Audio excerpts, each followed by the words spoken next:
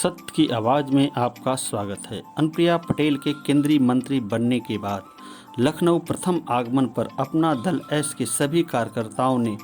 गाजे बाजे और माला पहनाकर किया उनका जोरदार स्वागत। मीडिया से बातचीत में अनुप्रिया पटेल जी ने क्या चुनाव लड़ रहे हैं और अभी भी अपना दल एनडीए गठबंधन का अंग है। आज का क्या कार्यक्रम था और यहाँ पे आई आप क्या करना चाहते हैं? संसद सत्र के समापन के बाद ही पहली बार मैं अपने उत्तर प्रदेश राज्य की राजधानी में आई हूँ और मेरे सारे अपना दल के कार्यकर्ता पदाधिकारी सभी उत्साहित भी हैं। मंत्री पद की शपथ लेने के बाद सभी स्वागत भी करना चाहते हैं और साथ ही हमारा पिछड़ा वर्ग महासंघ ये जो बना हुआ है,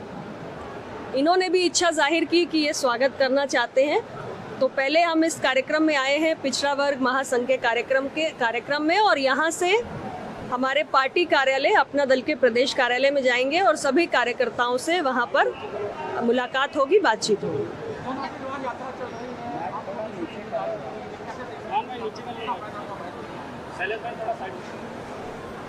कल जनपद प्रयागराज में और परसों जनपद मिर्ज़ापुर में, जो मेरा संसदीय क्षेत्र है, अपना दल और भारतीय जनता पार्टी संयुक्त रूप से जन आशीर्वाद यात्रा के कार्यक्रम को संपन्न करेंगे और इस पूरी यात्रा में प्रयागराज और मिर्ज़ापुर दोनों जनपदों में मैं रहूंगी, उसका नेतृत्व भी करूंगी और हमारे भारत सरकार से लेकर प्रदेश सरकार की जो इतने वर्षों में उपलब्धियां रही हैं, उसके संदेश को आम जनमानस के बीच में पहुंचाने का हम सब ने काम करना है।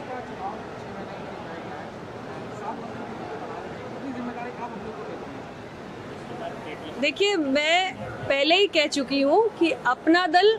और भारतीय जनता पार्टी का गठबंधन पिछले 3 चुनाव से है और आपने देखा है कि उत्तर प्रदेश की जनता ने, चाहे 2017 का विधानसभा चुनाव हो या 2014 और 2019 के लोकसभा चुनाव हो, अपना दल और भारतीय जनता पार्टी के गठबंधन को पूरे मन से स्वीकार किया है और भरपूर अपने वोटों का सहयोग भी किया है और 3 चुनाव लगातार एनडीए गठबंधन ने बहुत ही बेहतरीन तरीके से बहुत शानदार जीत अपनी दर्ज की है। आगे भी हमें उम्मीद है कि जिस तरीके से ये सरकार लास्ट माइल डिलीवरी पर फोकस करती आई है और तमाम योजनाओं का भारत सरकार की हो या प्रदेश सरकार की हो आम जनमानस तक पहुंची हैं, तो हमारा अपना दल और भारतीय जनता पार्टी का जो गठबंधन है उसे जनता का भरपूर समर्थन मिलेगा।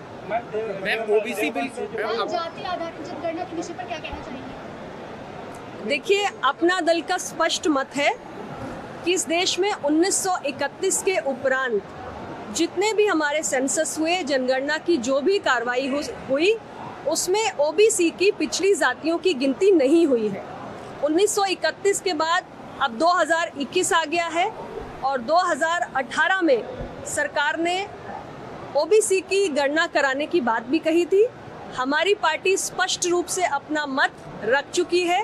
कि 2021 की जनगणना में, सेंसस में देश के अंदर पिछड़ी जातियों की गिनती कराई जाए। 1000 शिक्षक भर्ती का जो मामला है वो मेरे संज्ञान में आया था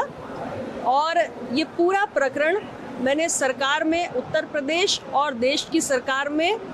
शीर्ष स्तर पर इसको पूरी गहराई से रखा हुआ है और मुझे पूरी उम्मीद है कि जिस तरीके से ऑल इंडिया कोटा जो नीट की परीक्षा में, जिसमें एमबीबीएस और पीजी के एडमिशन्स में ओबीसी का आरक्षण लागू नहीं था, इस विषय को भी मैंने माननीय प्रधानमंत्री जी और माननीय गृह मंत्री जी के संज्ञान में लाया था, तो इसका समाधान हुआ।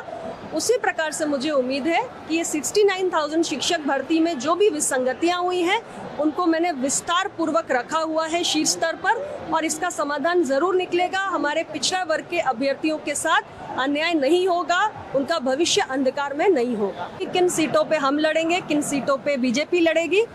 मूल फॉर्मूला ये होता है कि जिन सीटों पर जो पार्टी जीत सकती है उसे लड़ना चाहिए और ऐसे ही सीटों का बंटवारा हम करते हैं।